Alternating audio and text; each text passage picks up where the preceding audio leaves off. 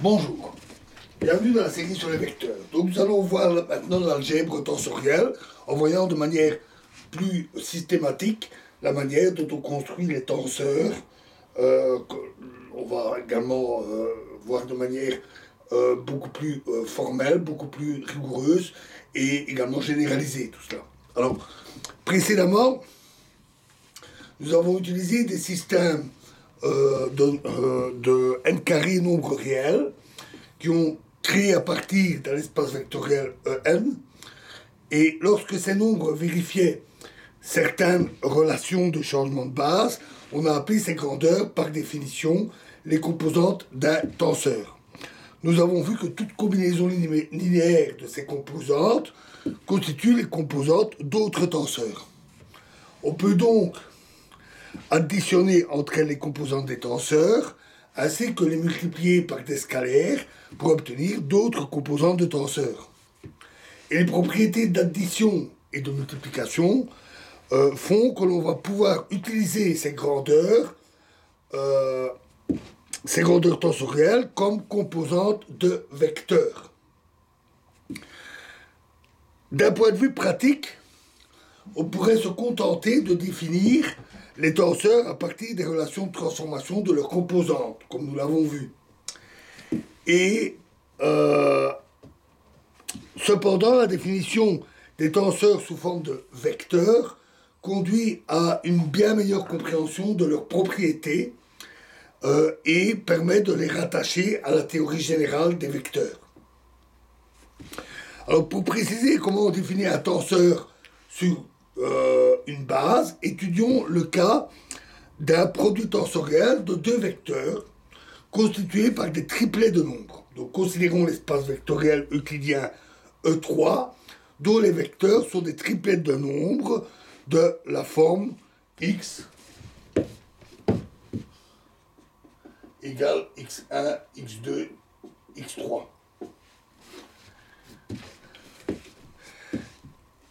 La base orthonormée de E3 est formée des trois vecteurs EI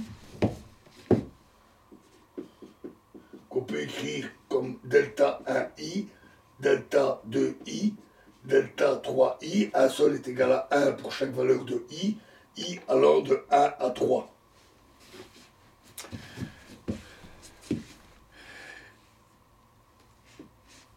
Et des vecteurs de 3 comme x égale xi ei et y égale yj ej permettent alors de former les 9 quantités xi yj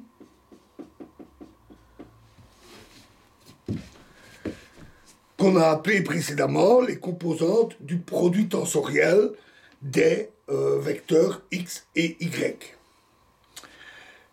Si l'on effectue tous les produits tensoriels possibles entre vecteurs de E3, on obtient un ensemble de suites de 9 nombres qui peuvent servir à définir les vecteurs suivants. On a un vecteur qui est formé de x1, y1, x2, y2, etc. jusqu'à x2, y1, pardon, x3, y1, etc. jusqu'à x3, y3.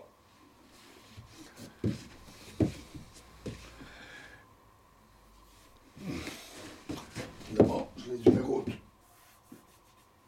mal. x1, y1, x1, y2, x1, y3, x2, y1, etc. jusqu'à x3, y3. Voilà. Ce sont les éléments d'un espace vectoriel, ce sont des nevets de nombres, des paquets de 9 nombres, un espace vectoriel à 9 dimensions, ayant pour éléments tous les multiplets formés de 9 nombres.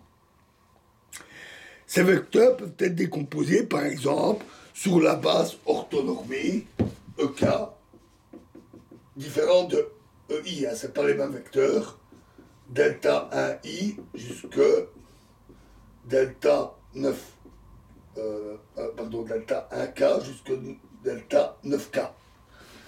K variant de 1 à 9.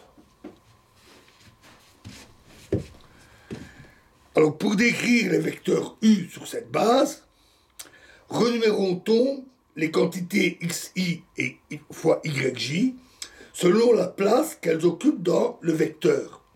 Donc, on a xi, yj est égal à uij, qui est aussi égal à uk, qui est donc une autre grandeur, avec ij allant de 1 à 3 et k allant de 1 à 9.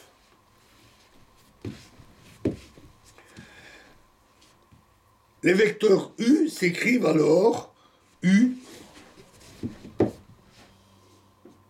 égale UK, EK.